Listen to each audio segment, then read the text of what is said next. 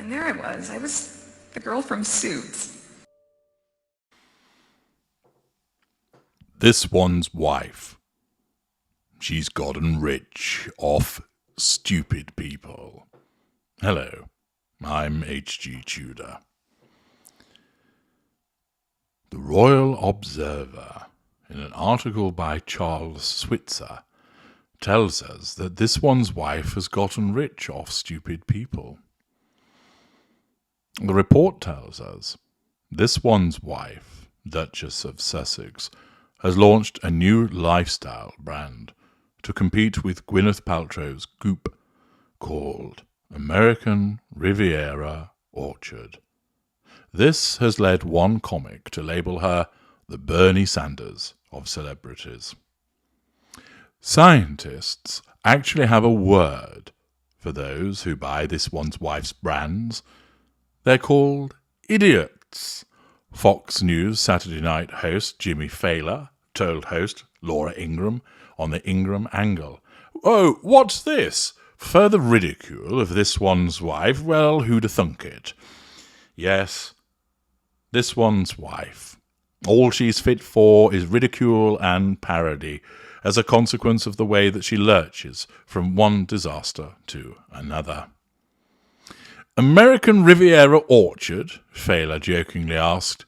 It sounds like an expensive candle that will upset my dog when he smells it. After further adding that the Suits star's brand sounded pretentious, what? Another person criticising this stupid brand? Who'd have thunk it? Fallon observed how a part of him respected the actress turned royal because she has gotten rich off stupid people.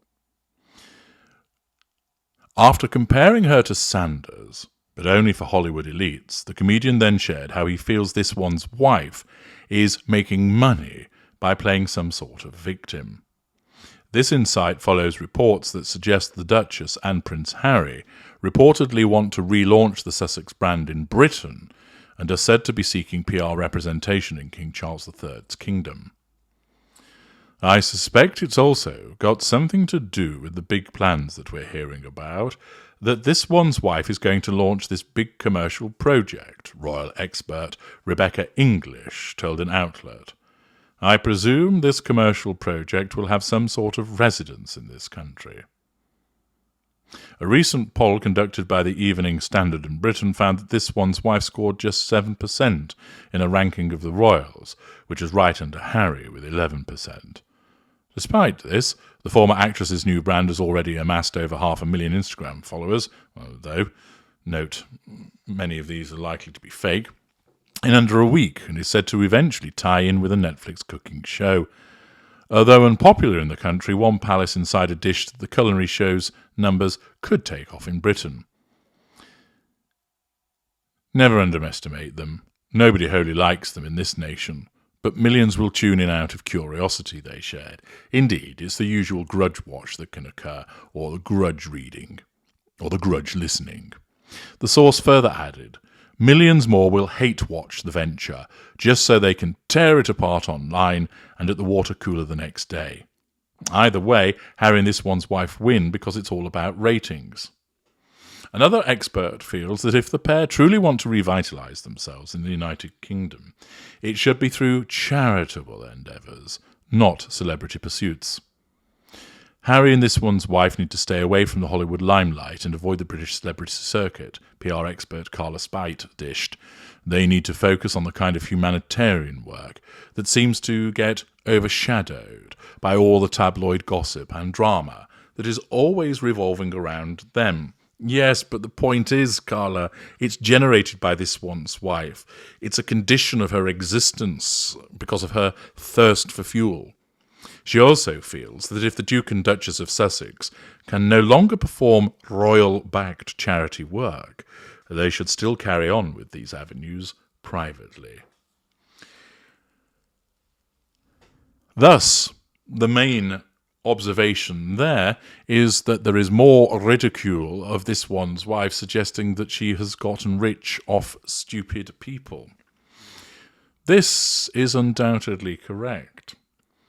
The fact is that initially those that supported them and that were tuned in for much of what they did, that contributed to the large sums that she received, even though they weren't the whole of the amounts that were touted, have done so because they didn't see through what she was.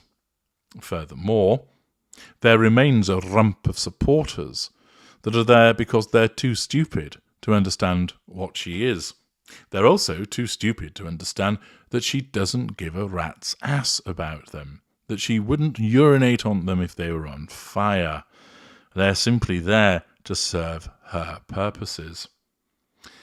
The grouping of the Sugars is a group of idiots. You can see that in the way that they behave, attacking people, behaving as hypocrites, failing to go to the evidence, and they're barely able to construct a sentence. She doesn't care about any of her supporters, and indeed the fact that many of them are dumb fucks is an advantage for her because it means that they're actually easier to control. They aren't going to question her. They lack the critical faculties to look at the evidence and think, hang on a second, this doesn't stack up. This doesn't make sense. She's contradicted herself here. She's a hypocrite. Instead, she wants blancmange-brained dimwits that slavishly follow her, believing that she is the victim, believing that she is the one that has been hard done to. And therefore, it would be accurate to say that she has achieved wealth off the backs of stupid people. We've seen, unfortunately, a lot of stupidity rumbling on in relation to Kate Gate. People who have little else to do but comment upon the fact that they believe that it's not the Princess of Wales, the fact that they believe that they're entitled to an explanation as to what she's doing. Why? Because we pay for them, somebody bleats. Really? Okay. So the fact that if you do pay some taxes, and it's questionable whether certain individuals actually do, but let us assume that they do, and some of those taxes are utilised for the royal family, you think that gives you an automatic right to know the medical condition of a private individual? Yes, she might be in the public eye, but that doesn't mean just because some of your taxes may have gone towards providing security for Catherine, that you then have an entitlement to know what's going on. That's just entitled behaviour. It shows a lack of boundary recognition. It shows a nosiness. Furthermore, there are millions of public servants in the United Kingdom. They work in hospitals. They work in the DWP. They work at the Ministry of Defence. They work at local authorities. They may be out there gritting the roads. They may be the individual that's there that's sent to sort out your drains. It might be an individual that appears to maintain your council property. They are there perhaps enforcing the law as a police officer. There are millions of public servants paid by the state, which your taxes pay for. Would you therefore expect that you could go up to Sergeant Conkerbollocks and say, my taxes paid for you, I'm entitled to your medical information? Because that's the same principle that these dimwits are rolling out. That they should be entitled to know what is wrong with Catherine because they somehow pay for her. You're not entitled to this information. It's private to her.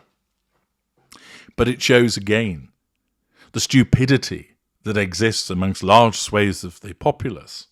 That's all the stupidity, even of it in certain comments upon my channel, as I revealed to you the dangers of a video that makes stuff up about this one's wife, how it then makes it more difficult for people to take seriously, or certain people to take seriously, the actual lies and revisions of history that she engages in. Because if they believe clear lies that are made up about her, she can point to that and then basically say, when she has told a lie, oh no, that wasn't me lying, it was a lie told about me. See, look at all of these examples of other people lying about me. Other individuals didn't get it. Instead, they moaned about the fact that, oh, HG, this information isn't true. Why are you doing this? Well, if you'd listened to the video and watched it in its entirety, you wouldn't have made yourself look stupid by asking such a question. The fact is, you could see time and time again individuals who believed the information and commented as such without actually watching the entirety of the video to understand that the information about her supposed crashing the NAACP awards wasn't true, that lies had been issued by a variety of YouTube channels, that she hadn't been ejected from the stage by Queen Latifah, that she hadn't been called an awful mother by Danielle Brooks, but people thought, oh, gosh, she's been shamed, the NAACP, and those things have happened. Good, I'm pleased that it did. Demonstrating their inability to listen to something for more than a few minutes because they didn't get the entirety of the story. And it's individuals such as those that are exploited by the likes of this one's wife. Individuals who haven't attempted to critically assess information. She relies upon those individuals.